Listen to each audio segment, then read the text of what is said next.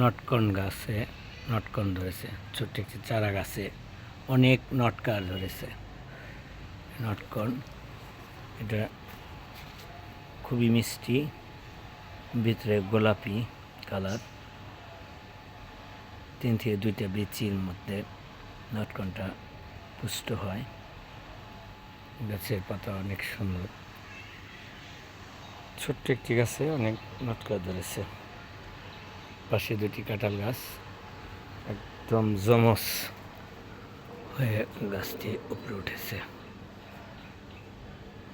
পাল্লা দিয়ে 2টি পাল্লা দিয়ে একই সাথে উপরে উঠে যাচ্ছে। এদিকে লেবু ধরেছে, সিলেটের সেই বিখ্যাত লেবু। ফুল গাছটা অনেক সুন্দর।